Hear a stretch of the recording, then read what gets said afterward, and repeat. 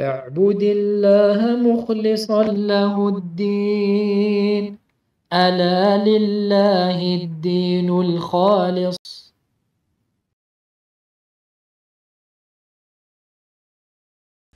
الحمد لله الملك الأعلى، وأشهد أن لا إله إلا الله عالم السر والنجوى، وأشهد أن محمدا عبده ورسوله الأتقى، ورضي الله عن آله وصحبه أئمة الهدى.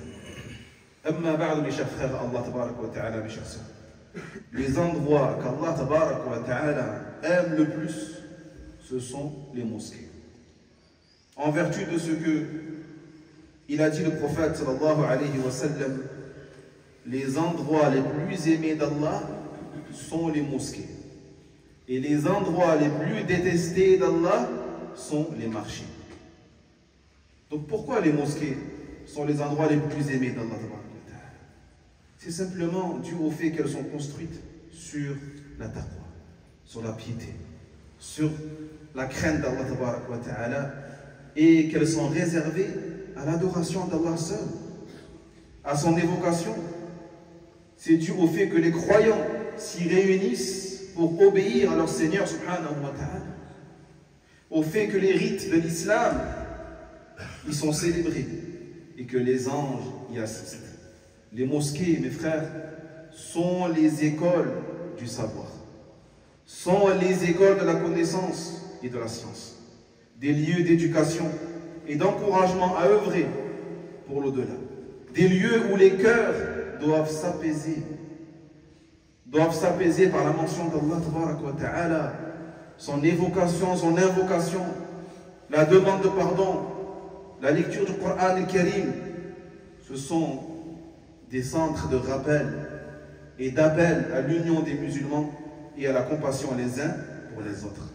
Allah Jalla wa Ala a dit à propos des mosquées et de ces gens dans le sens: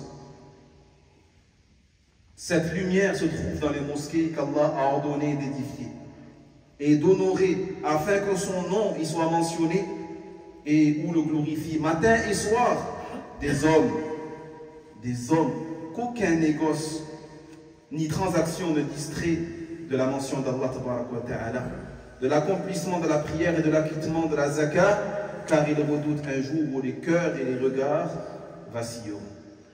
Le prophète alayhi salam a dit: il n'y a pas un groupe de gens se réunissant dans une des maisons d'Allah, récitant le livre d'Allah, l'étudiant les uns avec les autres, sans que la paix ne descende sur eux, que la bienveillance ne les enveloppe, que les anges ne les entourent et qu'Allah ne les mentionne auprès de ses créatures rapprochées. Mes frères Allah, voici pour vous quelques règles et comportements dont nous avons tous besoin relativement aux mosquées. Premièrement, que l'homme sorte de chez lui ou de son travail pour se rendre à la mosquée en étant purifié, en ayant fait el-wudu chez lui ou au travail, et à pied, car le prophète sallallahu alayhi wa sallam a dit: il n'y a pas un homme s'étant purifié parfaitement puis allant à la mosquée pour prier sans qu'Allah ne lui écrive pour chaque pas qu'il fera une bonne action, sans qu'il ne l'élève pour chaque pas qu'il fera d'un degré, et sans qu'il ne lui efface pour chaque pas qu'il fera un péché. Deuxièmement, que l'homme aille à la mosquée en étant dépourvu de toute mauvaise odeur, que ce soit sur ses vêtements, sur lui-même ou de par sa bouche, son haleine. Le prophète sallallahu alayhi wa sallam, il a dit: celui qui a mangé de l'oignon, de l'ail ou du poireau, qui ne s'approche pas de notre mosquée, car les anges sont gênés par ce qui gêne les êtres humains. Troisièmement, que le fidèle se rende à la mosquée avec des vêtements propres. Avec des vêtements propres, parmi ses plus beaux habits.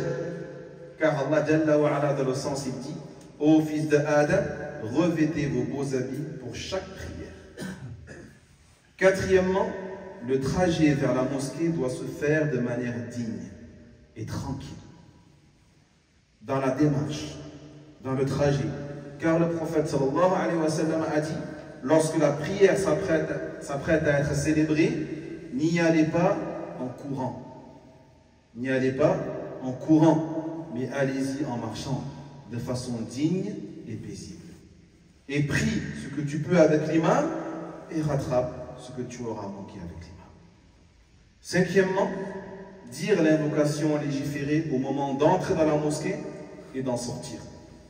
Le prophète sallallahu alayhi wa sallam a dit, quand vous entrez dans les mosquées, dites Allahumma aftahli abwaaba rahmatik. Oh Allah, ouvre-moi les portes de ta bienveillance. Et quand vous sortez, dites Allahumma inni as'aluka min fadlik. Oh Allah, je te demande de ta grâce, de ta faveur.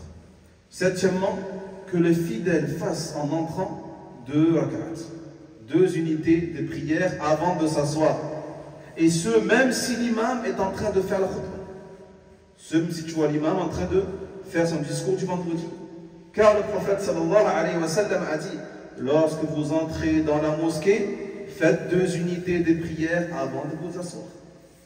Huitièmement, que celui qui arrive tardivement à la mosquée ne dérange pas ceux qui sont arrivés tôt. Et ne les perturbe pas en les enjambant ou en passant au-dessus de eux. Il a été rapporté qu'un homme est entré et a enjambé les gens alors que le messager d'Allah sallallahu alayhi wa sallam était en train de faire al-khutbah. Il lui dit alors, assieds-toi, non seulement tu arrives en retard, mais en plus tu déranges les fidèles arrivés plus tôt. Neuvièmement, que le fidèle prie en direction d'une sutra. Donc la sutra, c'est un objet que tu mets devant toi pendant ta prière. Donc tu vas prier derrière, mathalan, un mur, derrière un pilier, derrière une chaise ou derrière une personne. Un des sutras. Ça, c'est la sutra. Donc le fidèle qui arrive à la mosquée prie derrière une sutra et se rapproche d'elle et qui ne laisse personne traverser entre lui et sa sutra. Et également que personne ne traverse devant lui s'il prie seul ou en étant imam. Ça veut dire que celui qui prie en tant que ma'moum, celui qui prie derrière un imam, tu peux passer devant lui. Tu peux passer dans les rangs, devant les rangs des fidèles lorsqu'ils sont ma'moumin, yani priant derrière un imam. Mais l'imam ou celui qui prie tout seul ne traverse pas devant lui, tu ne passes pas devant lui. Jamais. Car le prophète sallallahu alayhi wa sallam a dit, quand vous priez, priez devant une sutra et approchez-vous-en. Il a dit également, si celui qui traverse devant le prieur savait ce qu'il encourt comme péché, il aurait préféré attendre debout durant 40.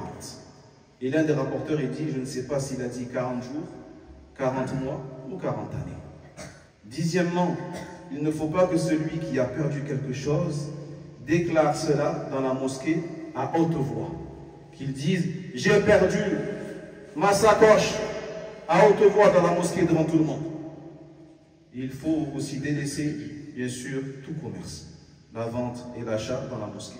Le prophète sallallahu alayhi wa sallam a dit que celui qui entend un homme demander à voix haute après ce qu'il a perdu, qu'il lui dise qu'Allah ne te le rende pas.